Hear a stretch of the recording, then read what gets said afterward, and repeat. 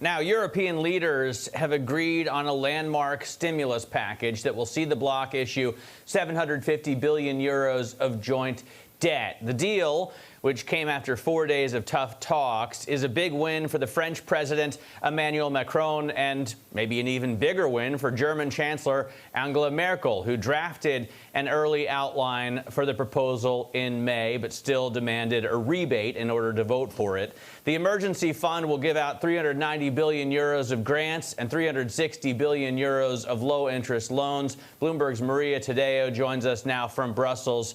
So, Maria, who here benefits most?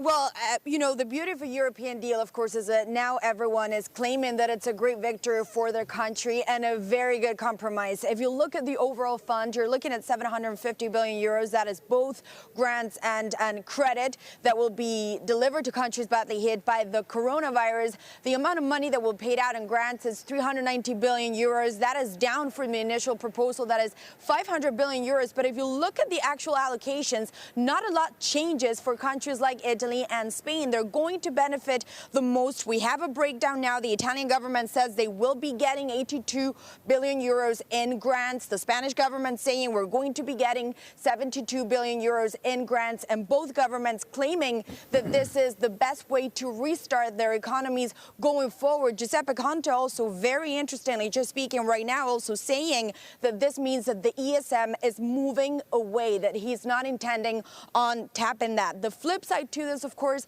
is that the Frugal Four will tell you that they managed to get a real stress on reforms to make it clear that this money has to be used for reforms, and they are getting a bigger rebate for the next 7 years. The German one, interestingly, that will stay flat, but Angela Merkel in her press conference just an hour ago suggested that perhaps this was ultimately the price of a compromise.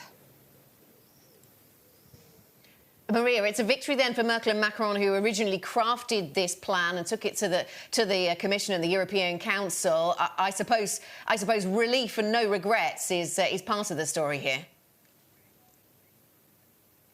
Exactly. And look, when you listen to Emmanuel Macron today, of course, this is very much the French line, saying that something really has changed in Europe today, that the foundations of Europe have been changed by this decision to go for collective debt, to have the European Commission tap markets and distribute those grants to countries badly hit. If you look at where we were just a few weeks ago, it seemed that this was going to be your typical bailout. I give you cash, you have to engage in reforms. There is a very strong grant component to this, even though it's been watered down. The flip side, again, the beauty of a European deal is that the fiscally conservative countries will tell you this was just a one-off for an unprecedented crisis that no one could have predicted. But again, this is how it works in Brussels. Everyone this morning claiming victory.